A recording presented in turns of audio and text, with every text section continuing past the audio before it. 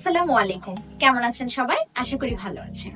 আজকে আমি আপনাদের সামনে আলোচনা করব বিশেষ চাহিদা সম্পন্ন শিশুদের নিয়ে বিস্তারিতভাবে।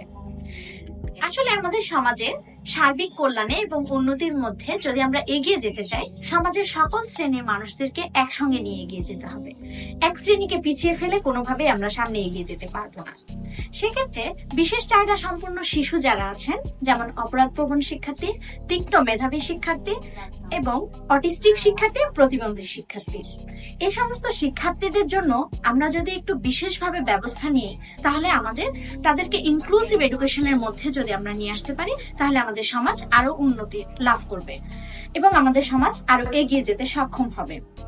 দেখা গেল গর্ভাবস্থায় অনেক শিশুর তাদের মায়েদের বিভিন্ন টক্সিক স্ট্রেসের কারণে, বিভিন্ন সমস্যার কারণে দেখা গেল যে বিশেষ চাহিদা সম্পন্ন শিশু হয়ে পৃথিবীতে জন্ম নেয় এবং জন্মের পরবর্তীতে অনেক শিশুকে দেখা যায় যে বিভিন্ন ধরনের অসুখের কারণে মারাত্মকভাবে তারা বিশেষ চাহিদা সম্পন্ন শিশু হয়ে পরবর্তীতে দেখা গেল যে তাদের জীবনটা সেভাবে কাটিয়ে দেওয়া হয়।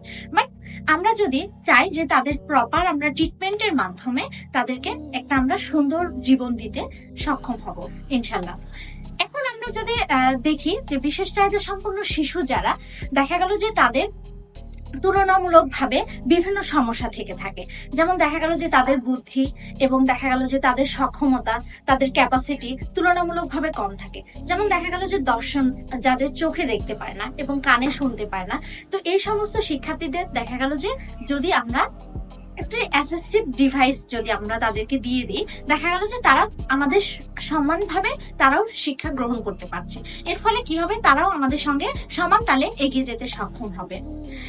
বুদ্ধাঙ্ক যে লেভেলটা থাকে সেটা তাদের 75 এবং 120-এর নিচে বা অথবা খুব বেশি থাকে। তো এই লেভেলটা যাদের সমান থাকে না বা সাধারণ শিক্ষার্থীদের তুলনায় খুব বেশি এবং খুব কম, তাদেরকে আমরা আসলে বিশেষ চাহিদা সম্পন্ন শিক্ষার্থী বলে থাকি।